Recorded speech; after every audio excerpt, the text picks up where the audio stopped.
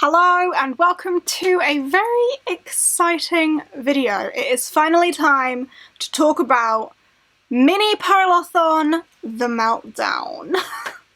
This is something that was kind of pitched as an idea during main Polarthon this year, and I've kind of made it a thing where I do like the main week-long Polarthon in February and then a mini one some other time in the year.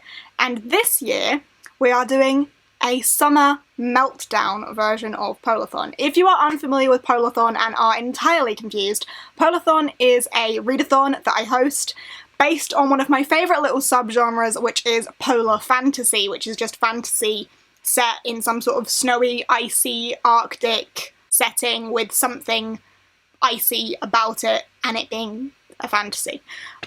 Pretty self-explanatory, really. But I've done 3 rounds of full Polarthon. Last year I did a mini Polar Retreat mini readathon. This year it is a mini Summer Meltdown, and I'm really excited about it. However, I have taken mini to new lengths.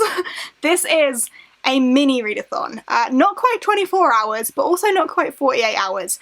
I am happy to let you know that the Meltdown is ticking. Time is ticking for the world to be melting down, and we have got 36 hours to escape the meltdown, is kind of the point.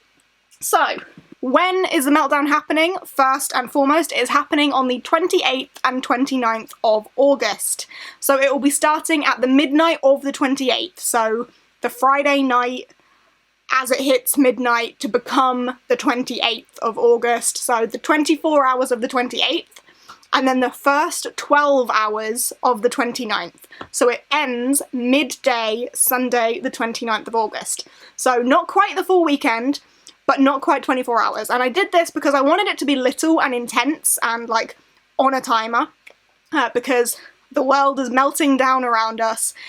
It is quite a like urgent sort of theme I'm going with here. So time is a ticking, but 36 hours means that people can sleep without feeling guilty about it. So that is the time span we have. I know it sounds random, but it makes sense in my head, so that's what we're going with. And the theme for the overall readathon, of course, is Meltdown. However, we are focusing in on global warming. Why is my polar fantasy retreat melting down? Global warming. So that is kind of where the inspiration for the prompts and stuff come, and the title, and the time being a ticking. We have not got long to save our icy lands. And you know what? So much of that is true in reality as well. I'm not going to turn this into anything too focusing on the real world, but, you know, global warming is a real thing, and we are very much witnessing that with the weather and such that we have these days, so a little bit of reality in here too. Time is a ticking for real global warming too. But let's step back into Polarthon Meltdown. So there are going to be 3 prompts, only 3. You can double up. If you can find one book that fits all 3, you can do that because time's a ticking, you've got a short deadline. If you want to read 3 different books, that's absolutely fine as well. But your prompts are fairly vague. Number 1, a book that features global warming in some respect.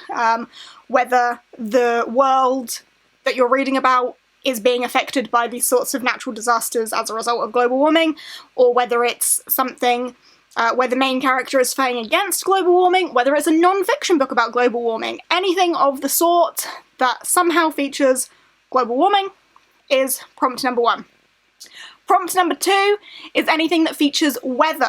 Now this could be anything, it could be icy weather, snowy weather, it could be sunny weather, but somehow weather needs to be a big part of this. For this I'm thinking something like Rainbow Grey. I know it's a middle grade, not for everybody, but Rainbow Grey is about weatherlings and weather magic. Anything where the weather is a big point of the story. And then number 3 is just ice. Because what's melting? The ice is melting, so this can have ice in the title, ice on the cover, be somehow icy in the book, ice being a big part of the plot, anything to do with ice. So global warming, weather, ice. Put them together, Meltdown. And as I'm gonna repeat, time is a ticking and you have 36 hours to escape the meltdown or prevent the meltdown by reading those 3 prompts. As I say, you can combine them to read 1 for all 3, you could do 2 and then another one, etc. However you want to combine them. If you want to go for all 3, absolutely fine. That's probably what I will be doing. But that really is the extent of this. It's a very little readathon, very little prompts, very little information to give you. I will remind you, it is starting at midnight on 28th of August for 36 hours. There will be a tracking form. There are no teams or anything this time around, but there will be a tracking form which I will link down below just for interest's sake, to see how many books, how many pages we can read within a 36-hour period. But yeah, that is pretty much it. The tracking form will be linked down below. Of course, I will probably do sprints during it, because that's just fun, and any other sort of information will be linked on the Twitter, so I'll leave a link to the Twitter down below for Polarthon. So yeah, there you go. There are your details for Polarthon the Meltdown. If you have any recommendations for reads for these prompts at all, feel free to drop them down below in the comments. I would certainly need them. You may notice that this is the first Polarthon where there isn't a polar fantasy prompt. However, you could squeeze it in there for ice. I probably will be. But yeah, there is no polar fantasy prompt this time, so no need to read fantasy at all. Just somehow work those prompts into there. But yeah, if you do have any recommendations, drop them down below in the comments for myself and anyone else who may need them. But yeah, the countdown has begun. The meltdown is happening. And I guess I'll see you there to see if we can make it out or prevent it. But yeah, that is that. So I hope you will join me in battling the meltdown.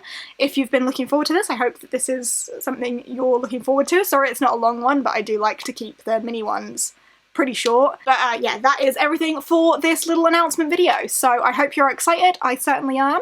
If you are, give us a thumbs up. As I say, recommendations, and let me know if you're going to participate down below. But with all that being said, I'll see you there. Bye!